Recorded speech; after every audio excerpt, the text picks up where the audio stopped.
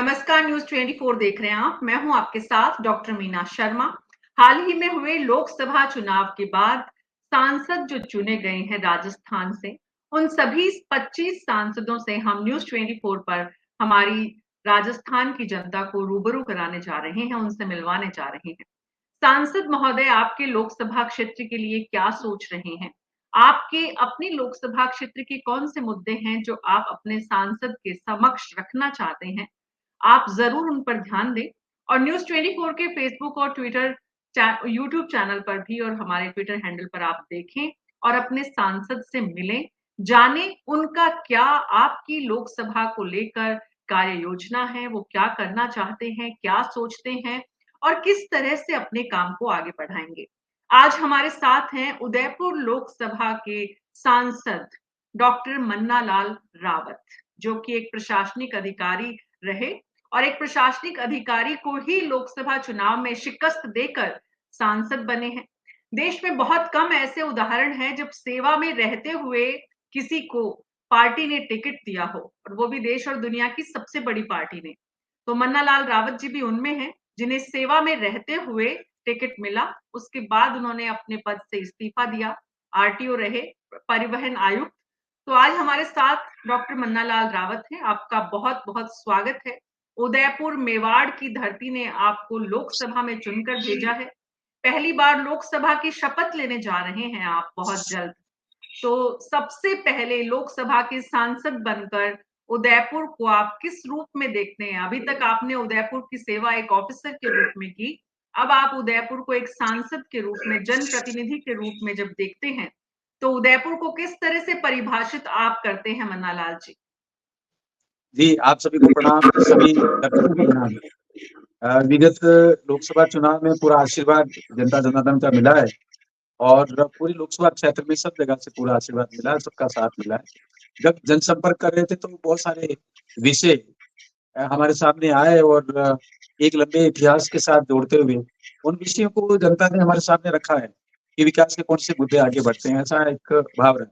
तो आज जैसा आप कह रहे हैं कि कैसे देखते हैं, तो मुझे लगता है एक सांसद के रूप में जो आशीर्वाद मिला है, वो एक अवसर के तौर पर देखते हैं कि किस प्रकार से क्षेत्र की समस्याओं को समझना है, उनको एक ऐसा तार्किक समाधान देना है जिसकी वजह से ज़िंदगी आसान हो, लोगों की समस्या का समाधान हो, ऐसा लगे कि हाँ, चीज़ें आगे बढ़ रही हैं और जिसे बोलते हैं विकसित भारत 2047 वहाँ तक बढ़ने का एक क्रम चल पड़ा है। और हाँ, हम सभी जो अनछुए पहलू हैं उनको भी टच कर रहे हैं और अलग-अलग अनुभव है उसको आगे बढ़ा रहे हैं, ऐसा एक प्रयास करेंगे। मैं इसको एक अवसर के रूप में देखता हूँ, साथ ही एक चुनौती के रूप में भी कि हाँ, बहुत सारी बातें हैं जिनको क्रमशः आगे बढ़ाना है, समझते हुए आगे बढ़ाना है और एक विशाल संगठन के साथ में तालमेल रखते हुए आगे बढ़ाना है और हमारे निष्ठावान कार्यकर्ताओं के साथ में भी जुड़े रहना है, जनता जनार्दन के साथ भी बने रहना है। जी, डॉक्टर मन्ना लाल रावत, जब आप कहते हैं कि आप इसे एक अवसर के रूप में देखते हैं और साथ ही चुनौती भी मानते हैं, तो समझ में आता है कि आप परिस्थिति से अवगत हैं। अवसर जो आपको मिला है, आप उदयपुर की जनता को क्या देना चाहते हैं? उदयपुर लोकसभा क्षेत्र के कौन से ऐसे मुद्दे हैं जो आपकी प्राथमिकता में हैं? 5 साल का कार्यकाल होता है, आपकी पहली प्राथमिकता उदयपुर को लेकर क्या है? जी, ऐसा समझ में आता है कि पूरे क्षेत्र में ये जो कालखंड है वो पानी के अभाव से जूझता हुआ नज़र आता है। तो पहली सहज रूप से एक बात निकल के जाती है, बिन पानी सब सुन। तो पानी बहुत ज़रूरी है। थोड़ा ये देखते हैं कि कितनी बारिश यहाँ होती है, कितने जलाशय हैं, क्या परंपरागत तरीके से कुछ ऐसे वाटर बॉडीज़ थे, उनका आज के दायरे में क्या स्थितियाँ हैं, तो सारा मिला-जुला सा एक भाव निकल कर आता है। मोटी बात ये समझ में आती है कि बारिश में बहुत पानी बरसता है, नदियाँ उफान पर होती हैं, यहाँ तक कि माही, जाखम, सोम छोटी नदियाँ जैसे पश्चिम बनास भी है और वाकल नदी, ये सारी उफान पर होती है लेकिन पानी समुद्र में चला जाता है, तो उनको कैसे रोक सकते हैं? तो एक ये बड़ा मुद्दा समझ में आता है और इन विषयों को धीरे-धीरे समझते हुए आगे भी बढ़ाया, कुछ चिंतन-मनन भी आया है। तो एक मुद्दा तो ये निकल के आता है, दूसरा पर्यटन की अथाह संभावना है, अपार संभावना है। कुछ बेस्ट प्रैक्टिसेज़ हैं, उनको यहाँ लाया जा सकता है।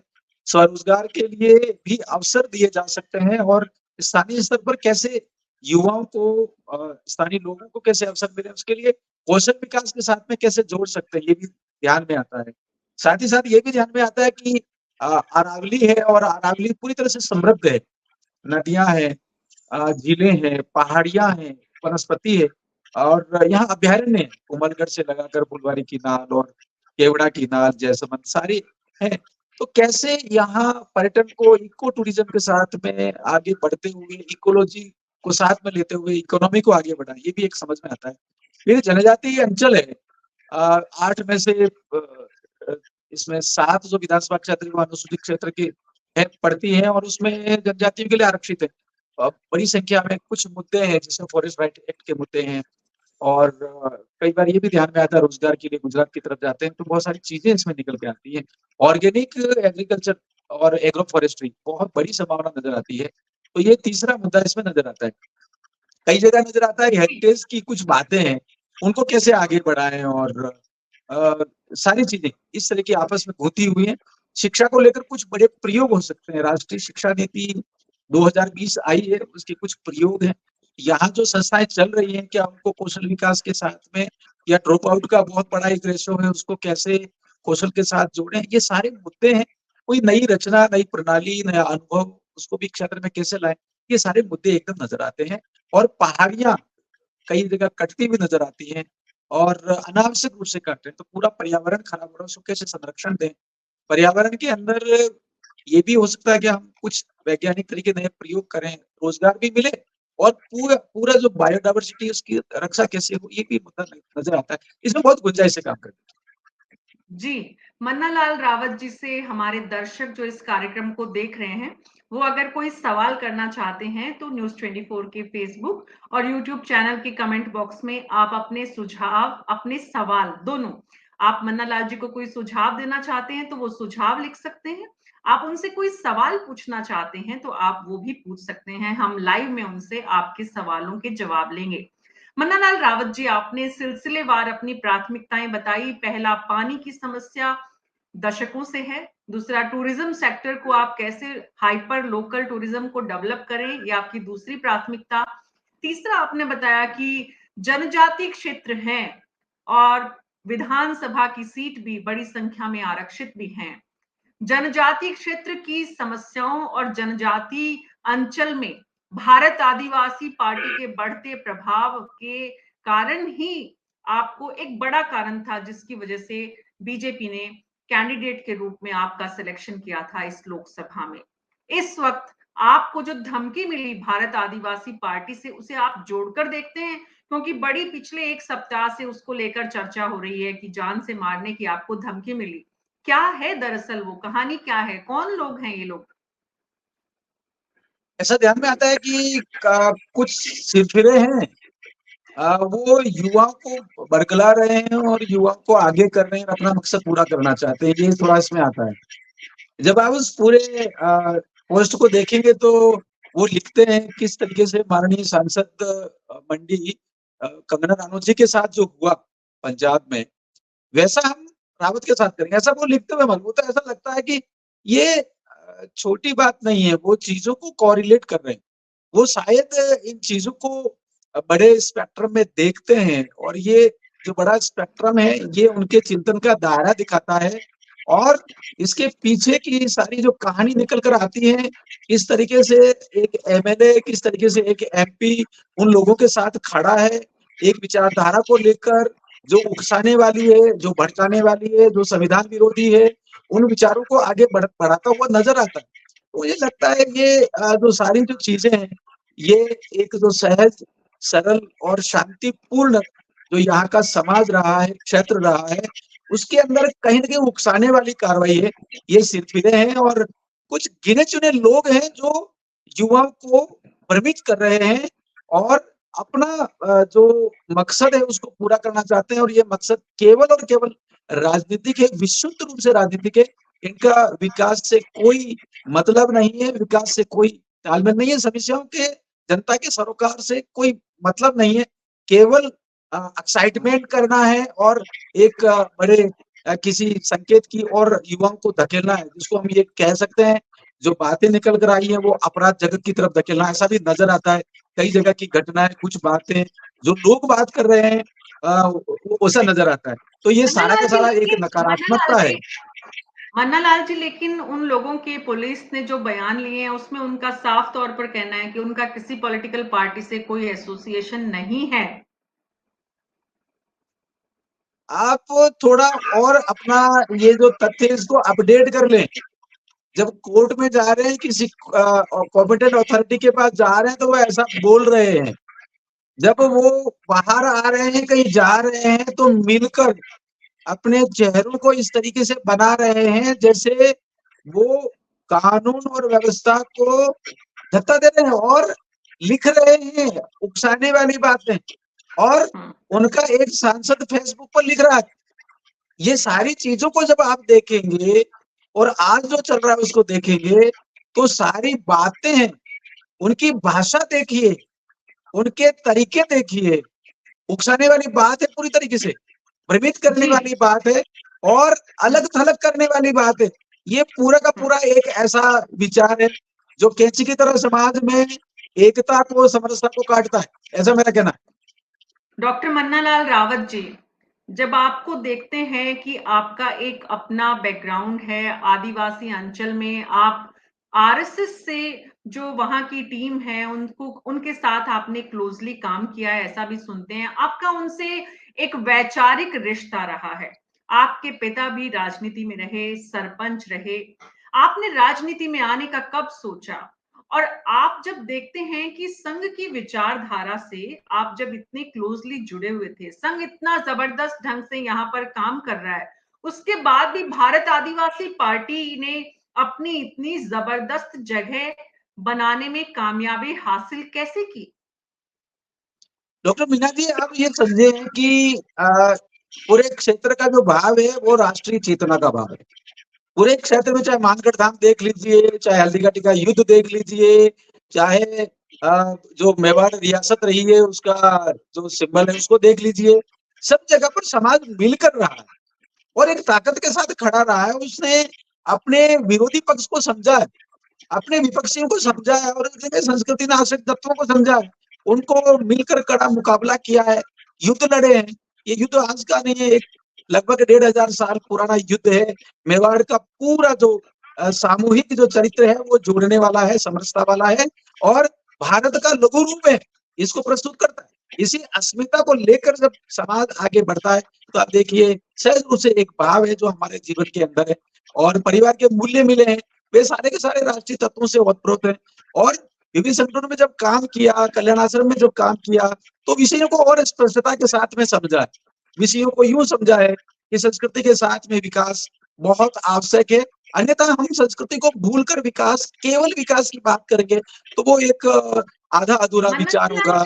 इस कारण मेरा सवाल आपके इस पूरे वैचारिक पृष्ठभूमि के मद्देनजर ही मेरा सवाल ये है कि अगर आप इतना जब देखते हैं करीब से कि राष्ट्रीय भावना है, राष्ट्रीय स्वरूप है, काम भी उस तरह से हुआ, तो भारत आदिवासी पार्टी को जगह कैसे मिली? इतना जबरदस्त उनका प्रभाव और प्रभुत्व और सत्ता में भागीदारी तक वो पहुंचे हैं। पहले विधायक बने, अब सांसद भी बने हैं और विधायक वहां पर अगर 84 की बात करें तो अभी भी संभावना इस बात की ज्यादा है, गणित राजनीतिक रूप से उनके पक्ष में है। मेरा सवाल ये है कि इतनी जबरदस्त उनकी दस्तक अगर हुई है तो कहीं ना कहीं चूक आप लोगों से हुई, तभी हुई। इस सवाल का आप जवाब दें, उससे पहले हमारे साथ यशवंत कुमार जुड़े हैं। उनका कहना है कि धर्मांतरण हो चुके जनजाति लोगों को डीलिस्टिंग कानून के द्वारा आरक्षण सूची से बाहर करना मुख्य कार्य है। इस पर भी मैं आपकी प्रतिक्रिया लूंगी, लेकिन पहले मेरे सवाल का जवाब आप दीजिए please. Ji doctor Meena ji, देखिए जिनकी तरफ आप इशारा कर रहे हैं, संकेत कर रहे हैं कि उनको कुछ मिला है, ये वही विचार है जो ये कहता है ना लोकसभा ना विधानसभा, सबसे बड़ी ग्राम सभा। ये तो ना लोकसभा को मानते ना विधानसभा को मानते हैं, फिर ये आगे क्यों बढ़ गए, कहाँ चले गए? इनका तो काम इतना ही था। ये तो ना संविधान को मानते हैं ना वो मानते हैं। ये वही है जिन्होंने गुजरात में चुनाव लड़ा था, अपना एक सिंबल दिया था, उस सिंबल के उस पे देखा होगा आपने, पूरा एक वस्तु स्थिति है। 16 जगह लड़े थे, 13 जगह उनको नोटा से भी कम वोट मिले। हाँ, यहाँ कुछ बातें नहीं होंगी, बरगला दिया ज्यादा भ्रमित कर दिया, कर्मचारियों को साथ में कर लिया। ऐसे करने वालों की संख्या 10, 12, 15, 20 है, लेकिन युवाओं को भ्रमित किया है। युवाओं का समय पर कोई बात है जिनका समाधान संभवतः नहीं हुआ होगा, लेकिन स्पष्टता आती जा रही है। ये स्पष्टता ये है कि जनजातियों के विकास के लिए यदि किसी ने काम किया तो भारतीय जनता पार्टी है। 1999 में जनजाति कार्य मंत्रालय भारत सरकार में गठित किया। राष्ट्रीय स्तर पर राष्ट्रीय अनुसूचित जनजाति आयोग माननीय अटल बिहारी वाजपेयी साहब के टाइम में 2003 में संविधान संशोधन करके किया। उसके बाद बड़ी बड़ी योजना चली, जनजाति गौरव दिवस 2021 में भारतीय जनता पार्टी ने दिया। दक्षिणी राजस्थान में जनजाति युवाओं को, यहाँ के स्थानीय एससी को 1995 1996 में जब आरक्षण दिया, 2006 में, 2007 में, 2016 में आगे बढ़ाया तो भारतीय जनता पार्टी है। 2018 में जो अनुसूचित क्षेत्र है उसका विस्तार किया, पाली, चित्तौड़गढ़, राजसमंद वहां तक ले गए, वो भारतीय जनता पार्टी ने किया। भारतीय जनता पार्टी का पूरा अपना समर्थन है, अपना वोट है, सब कुछ है। ये जो कुछ भी विचार आया एक एक्साइटमेंट के तहत आया, ऐसा मुझे लगता है।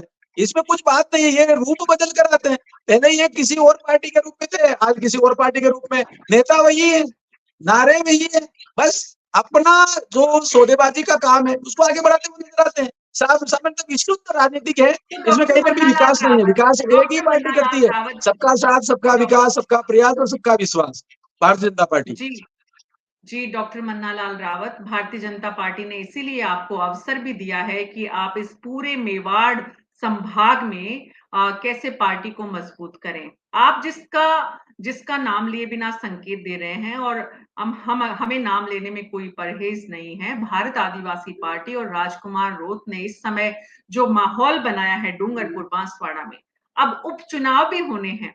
उस उपचुनाव में आपको क्या लगता है, आप भारतीय जनता पार्टी के कैंडिडेट को निकाल पाएंगे, वहां से जीत दिला पाएंगे? भारतीय जनता पार्टी की विचारधारा, भारतीय जनता पार्टी का संगठन, भारतीय जनता पार्टी की योजनाएं, विकसित भारत 2047 में कैसे क्षेत्र यानी कि मेवाड़ और वागड़ कैसे विकसित हो, इसको लेकर बृहद योजनाएं चल रही है। सब कार्यकर्ता काम कर रहे हैं, चिंतन मनन भी कर रहे हैं, और आगे की रचना माननीय यशस्वी प्रधानमंत्री जी के निर्णय और उसके साथ ही साथ राजस्थान सरकार में भजन लाल जी सरकार ने जो निर्णय लिए हैं वो तेजी से क्षेत्र में आ रहे हैं, उनका प्रभाव है।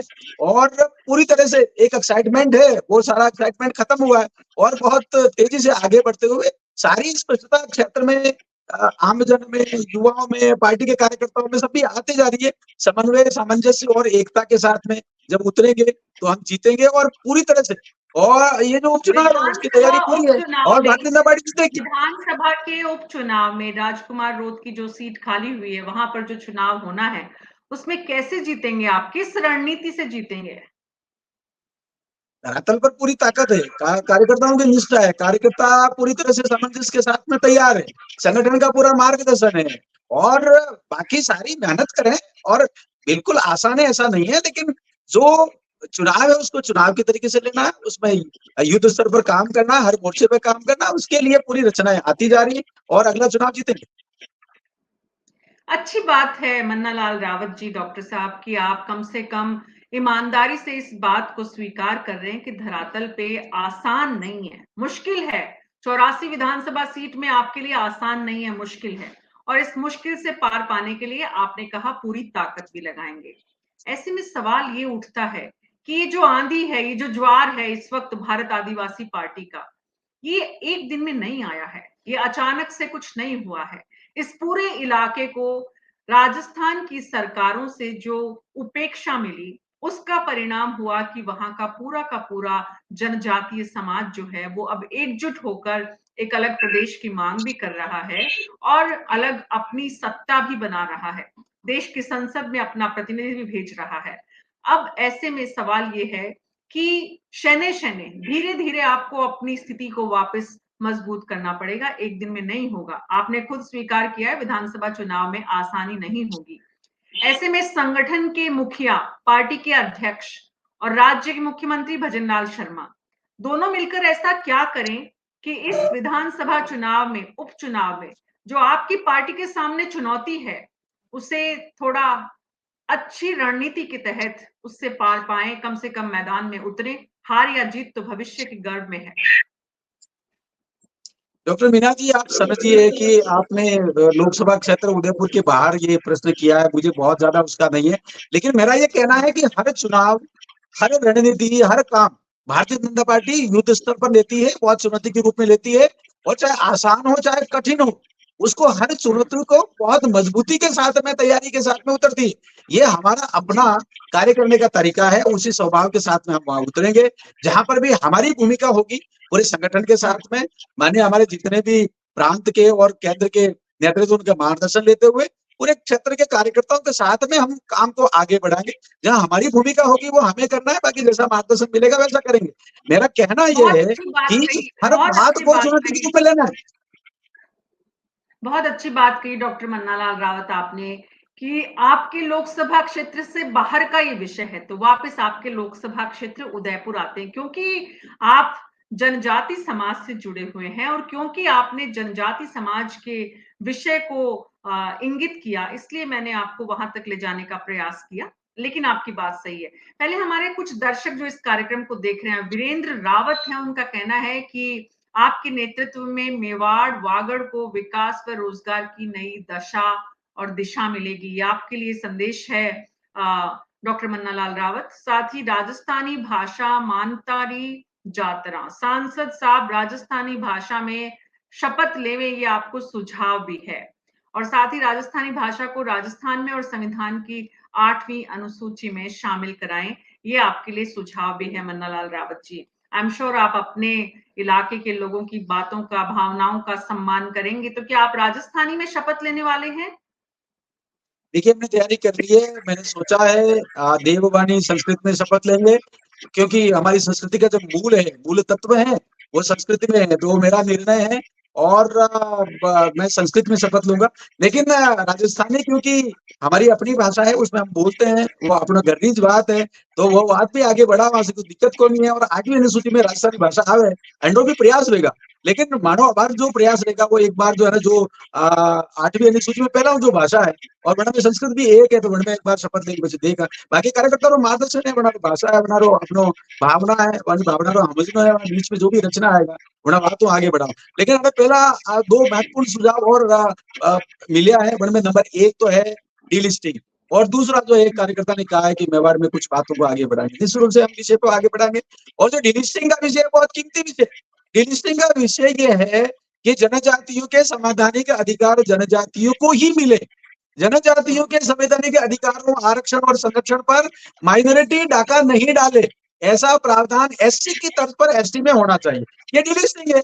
और डीलिस्टिंग पूरे भारत के 22 राज्यों के जनजाति समाज आंदोलनरत है, और सकल भारत पूरा समाज अपने साथ है, जनजातियों के अधिकारों के लिए साथ है। बस विरोध में यदि कोई है तो बीटीपी है और बीजेपी है। क्यों? ये किसकी राजनीति कर रहे हैं? ये राजनीति कर रहे हैं किसी और की, जो धर्मांतरित हो गए हैं, जो माइनॉरिटी है लेकिन एसटी के अंदर घुसे हुए हैं, उनकी राजनीति कर रहे हैं।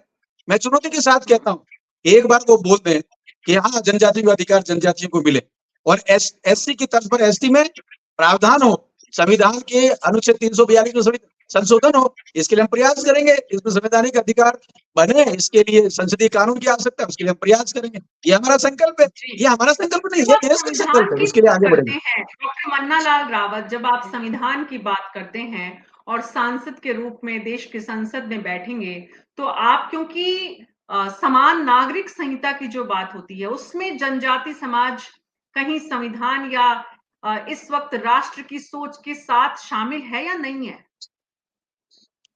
यूसीसी की जब बात करते हैं तो जनजातियों के लिए पहले से ही 17वीं लोकसभा में ही निर्णय हो चुका है कि वो यूसीसी के प्रावधानों से बाहर रहेंगे। वो इसलिए रहेंगे कि वो सनातन धर्म संस्कृति परंपरा के उस अभिन्न भाग में से, जिनकी जो कस्टमरी लॉ है, कस्टमरी प्रैक्टिस है, वो समृद्ध है, इसलिए अनावश्यक उसमें कोई हस्तक्षेप नहीं करेंगे। ये बात समान नागरिक संहिता में आ चुकी है। मुझे लगता है ये समग्र भाव आगे बढ़े, ये ताकत है, पूरे राष्ट्र का निर्णय है, इस बात को लेकर आगे बढ़ेंगे। लेकिन इस बात में ये भी समझना है कि यदि कहीं कस्टमरी प्रैक्टिस है, तो क्या गोवा में कभी हानि हुई? वहां तो यूसीसी पहले से है, नहीं हुई। तो मुझे लगता है ये प्रश्न जो है, ये भ्रामक तरीके से कुछ लोगों ने, जो विपक्षी है, उन्होंने फैलाया है।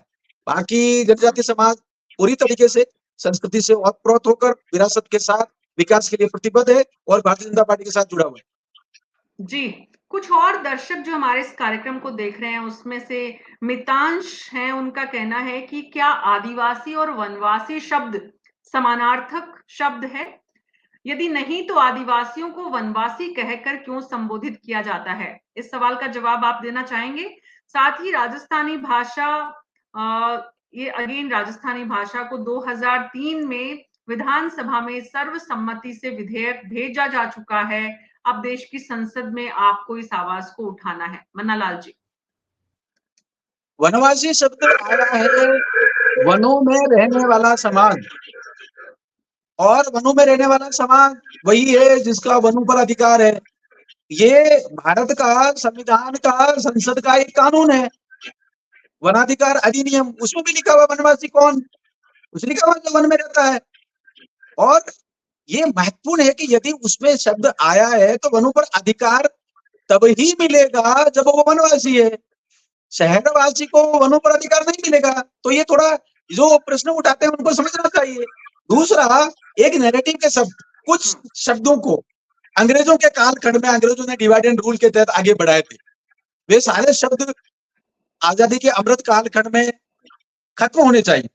वो बहुत सारे शब्द हो सकते हैं, लेकिन यहाँ ये कहना चाहूंगा कि संविधान में क्या है जनजातियों के लिए, जनजाति शब्द है। तो जनजाति शब्द को कैसे परिभाषित किया था बाबा साहब अम्बेडकर ने और संविधान निर्माण करने वालों ने? अनुसूचित जनजाति। तो हमारा संवैधानिक शब्द हो गया अनुसूचित जनजाति, और वनों पर अधिकार करने के लिए हो गया वनवासी। और हमारे वेदों से लगाकर अभी तक की संस्कृति, अरण्यक संस्कृति, हमारे सारे गुरुकुल थे वो वन में थे, इसलिए हमारे जितने भी ऋषि मुनि थे वो भी वनवासी। और संन्यास और वानप्रस्थ के बाद वो कहाँ रहते थे? वनों में, वो वनवासी। तो भारत का तो पूरा ही एक अरण्यक समाज रहा है, एक संस्कृति रही है, और उसके तहत ही संस्कृति से शब्द आए हैं। कुछ शब्दों को तरीके से बाहर लाया गया, अंग्रेजों ने नैरेटिव के तहत आगे बढ़ाया गया, लेकिन आदिवासी, वनवासी ये सारे मिलकर अनुसूचित जनजाति होते हैं। लेकिन यहाँ ये स्पष्ट होना है, जो आदिवासियों की संस्कृति अर्थात आदि देव, आदि शक्ति की संस्कृति को जो छोड़ते हैं, क्या वो आदिवासी हैं? ये प्रश्न उठा हो रहे हैं जिन्होंने आदिवासियों की धर्म, संस्कृति, परंपरा को छोड़ दिया। हमने देखा है सोशल मीडिया पर वो सारा चलता है। जसपुर में रैली किसने निकाली? रांची में किसने निकाली? रायपुर में किसने निकाली? झाबुआ में आवाज किसने उठाई? ये वो थे जिन्होंने आदिवासियों की संस्कृति, पूर्वों की संस्कृति को छोड़ दिया। संस्कृति संग्राहक थे, संस्कृति को छोड़ने वाले संस्कृति का आक्रमण कर रहे। वो लोग ये अनावश्यक नैरेटिव खड़ा करते हैं। हम सब एक है, हम सभी अनुसूचित जाति हैं यदि हम संवैधानिक हैं, हम वनवासी हैं यदि हम वनों पर अधिकार रखते हैं, हम भारत के संपूर्ण शब्दों में रहते हैं, लेकिन हमारा अपना मूल चरित्र सिर्फ शब्दों से बंधा हुआ नहीं है। हम अखंड भारतीय समाज के अंग हैं, अभिन्न अंग हैं, हम सब एक हैं, वनवासी, नगरवासी, हम सब भारतवासी। ये भाव होना चाहिए, अनावश्यक शब्दों के आग्रह में नहीं बढ़ना चाहिए, ऐसा मेरा कहना है। राम राम। जी, बिल्कुल ठीक है। संस्कृत में आप शपथ लेने वाले हैं। आदिवासी समाज की स्थिति को लेकर आप बहुत अच्छे से अवगत हैं, जो स्थिति इस वक्त आप देख रहे हैं। आदिवासियों की लंबे समय तक उपेक्षा हुई या आज आदिवासियों को एक मंच पर लाने का काम किया जा रहा है? ये अपने अपने हिसाब से नैरेटिव, अपने अपने हिसाब से पार्टी और राजनेता बना रहे हैं। सवाल ये है डॉक्टर मन्नालाल रावत कि उदयपुर, मेवाड़, जिसने बड़े बड़े दिग्गज नेता देश की संसद में भेजे, जब आप उन चेहरों को और नामों को देखते हैं, अपने आप को कहां पाते हैं?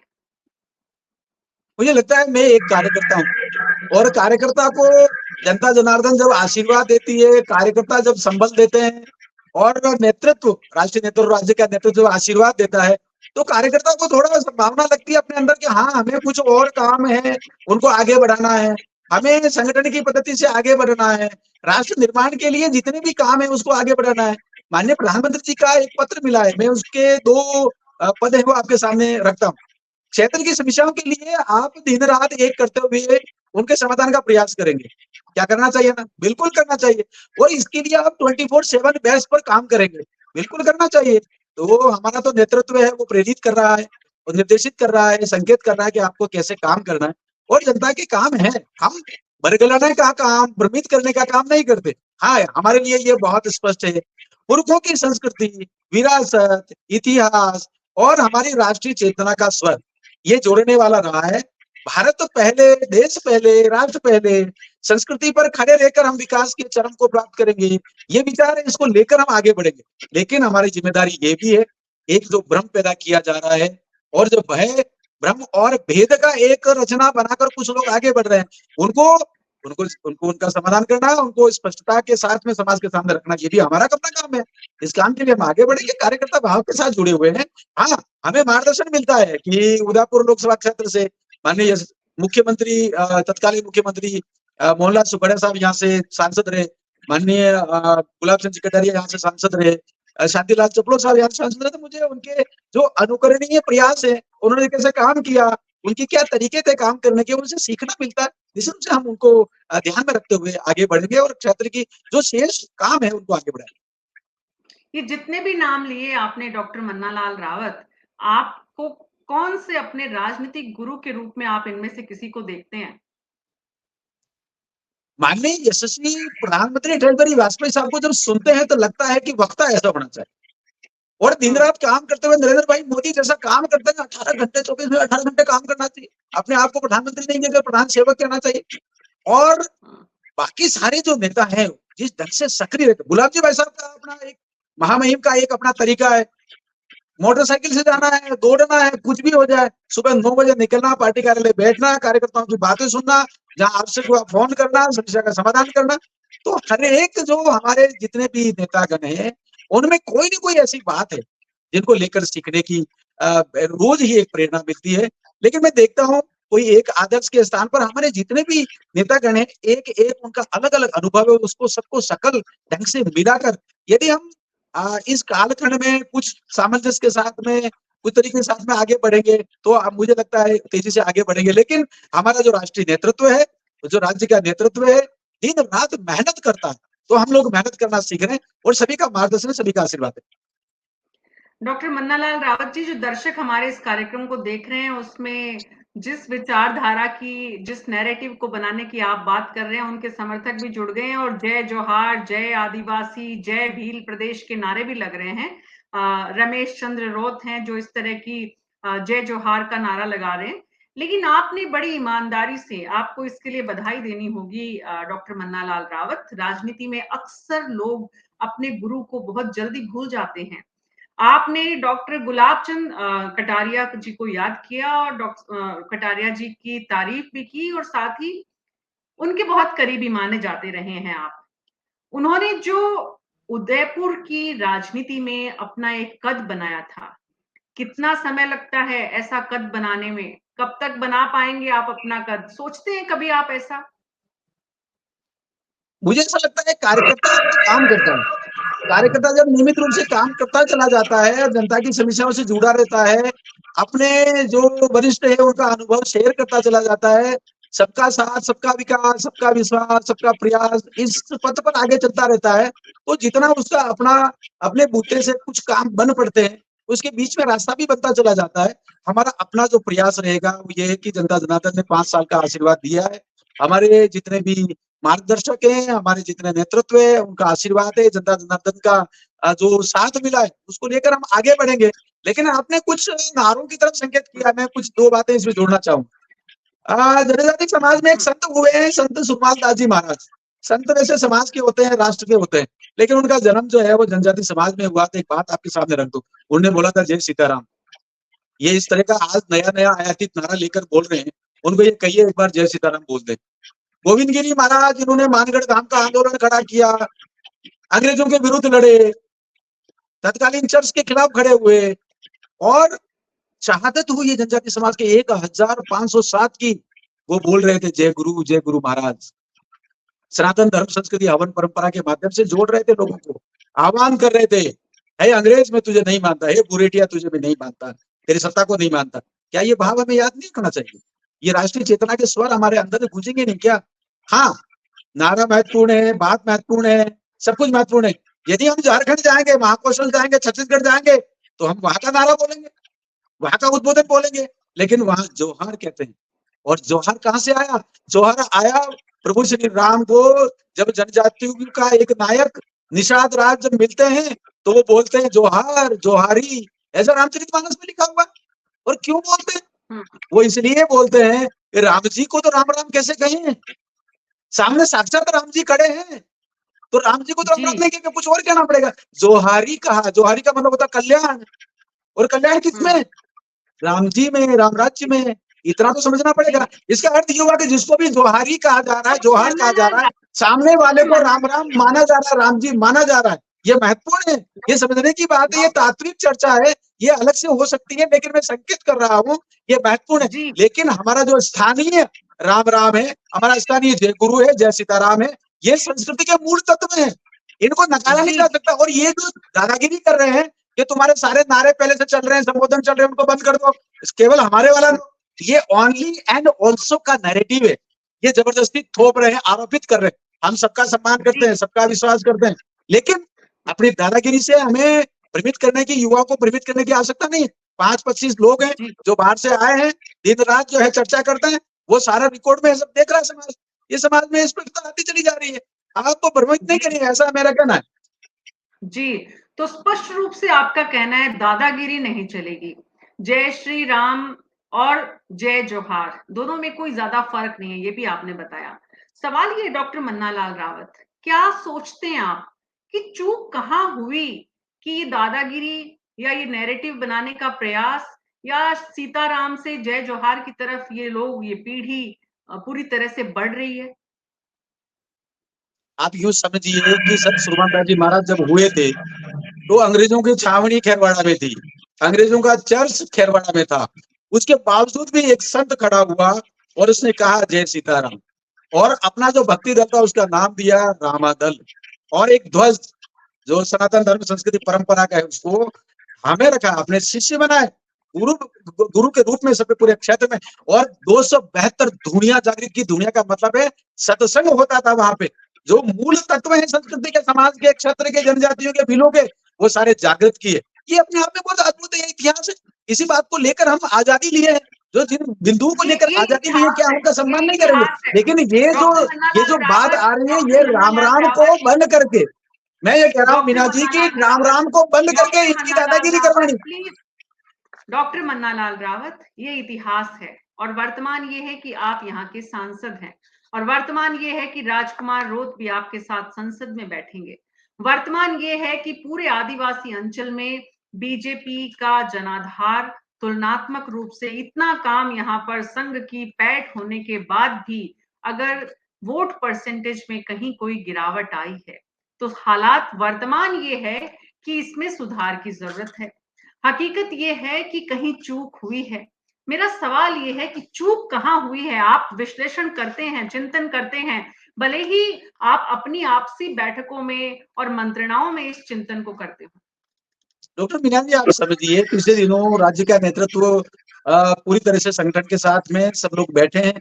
मीडिया के माध्यम से, मैं उसमें नहीं था, लेकिन मीडिया के माध्यम से सुस्पष्ट प्राप्त हुआ, डूंगरपुर में, बांसवाड़ा में जो सांसद का जो चुनाव हुआ, उसमें भारतीय जनता पार्टी नहीं, मालवीय जी की हार हुई है।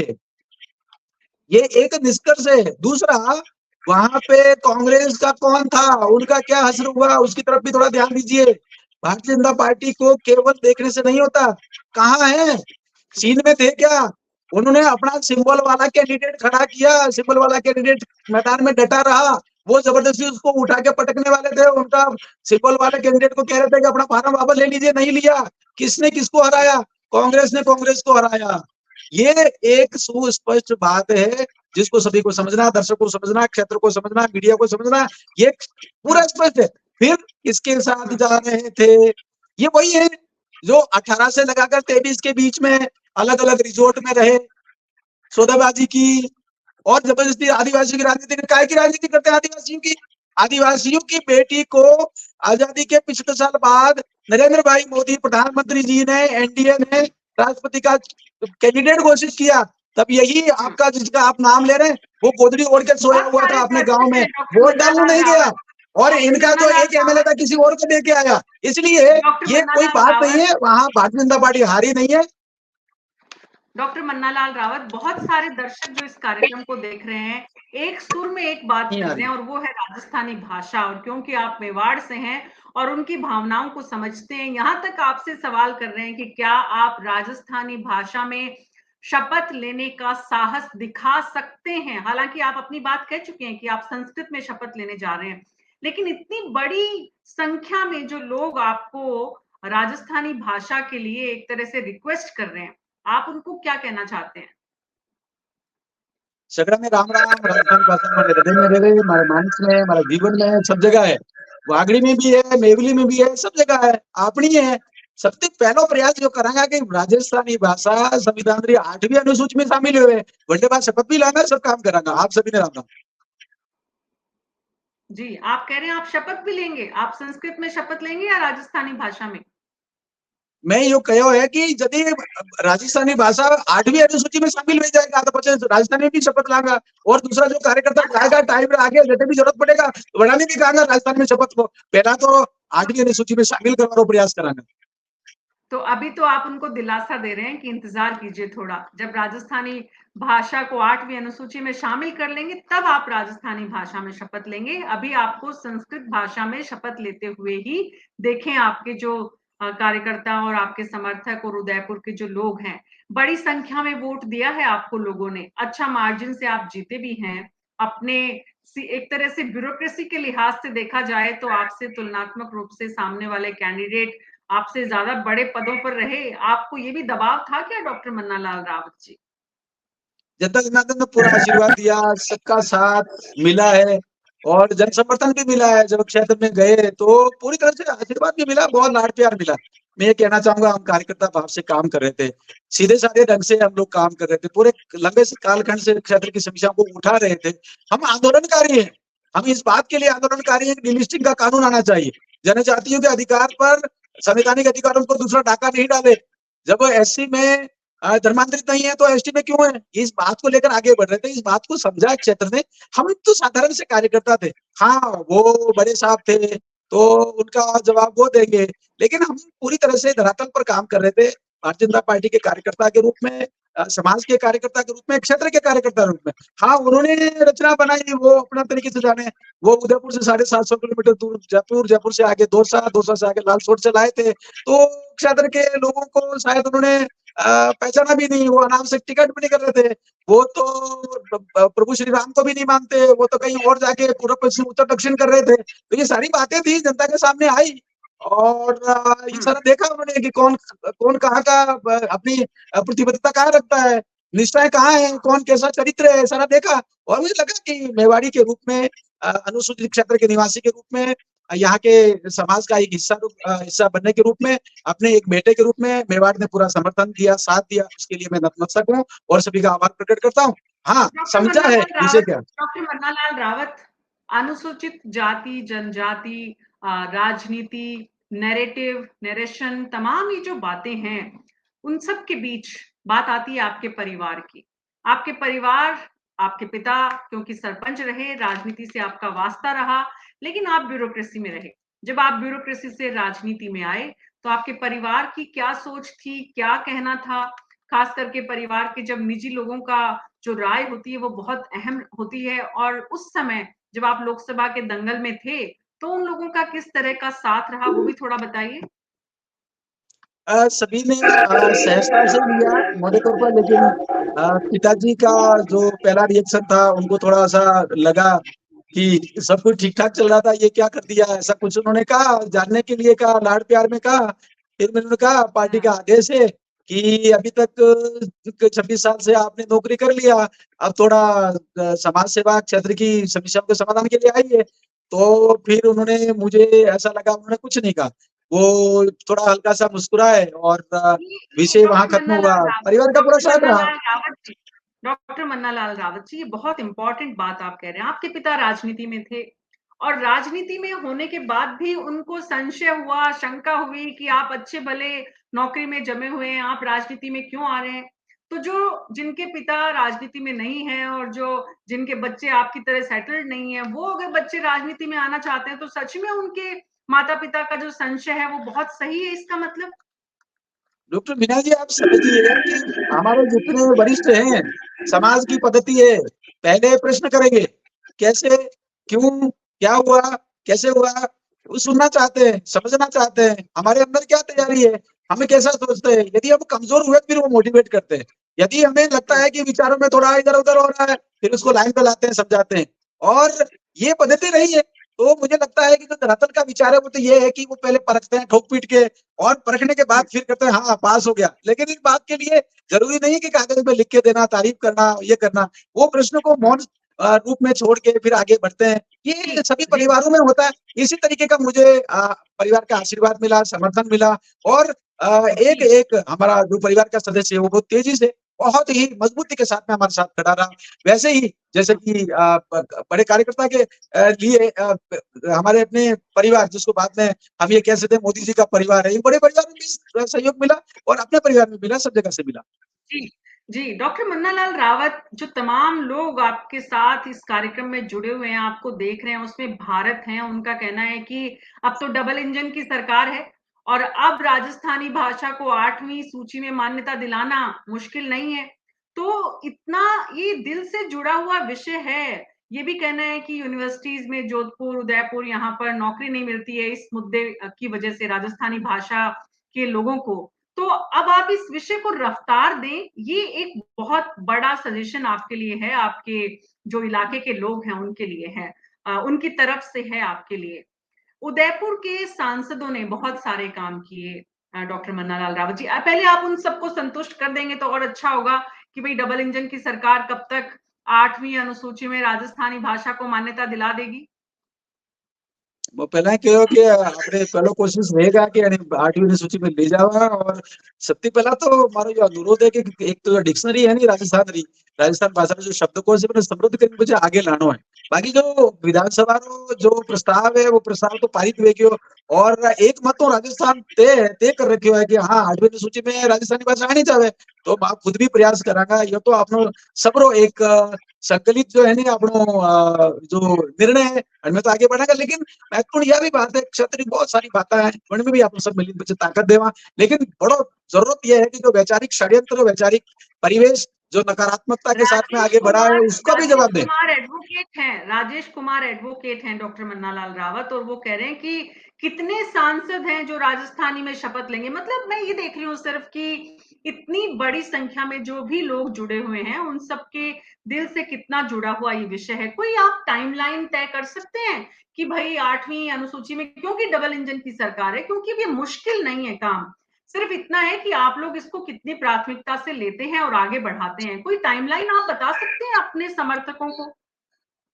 यह बात अलग अलग प्रश्न रूप में 4 बार हमें आई भी है, तो निश्चित रूप में टाइमलाइन तो नहीं कह सका, लेकिन प्रयास जोरदार करांगा। लेकिन बड़ी बात हमें यो है कि आप सभी मानने चल रहे हो कि डबल इंजन सरकार है, डबल इंजन सरकार है, तो उम्मीद खूब है। और डबल इंजन सरकार डबल स्पीड काम करेगा, वंदे भारत तो भी आगे बढ़ेगा। यह बात ठीक है, यह बड़ी अच्छी बात है कि सब कार्यकर्ता बंधु बना और जो क्षेत्र निवासी राजस्थान वासी है वो जो उम्मीद कर रहा है कि डबल इंजन सरकार कहीं कहीं कमाल करेगा।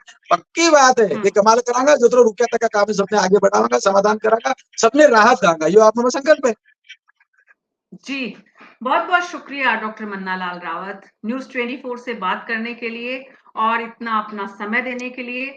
उम्मीद करते हैं कि जो इतनी बड़ी संख्या में लोगों की आपसे उम्मीदें और आशाएं हैं डबल इंजन की सरकार होने की वजह से जो ज़्यादा हैं, वो सब आप पूरी कर पाएंगे और देश की संसद में आप उदयपुर के मान, सम्मान और स्वाभिमान को ज़्यादा बढ़ा पाएंगे।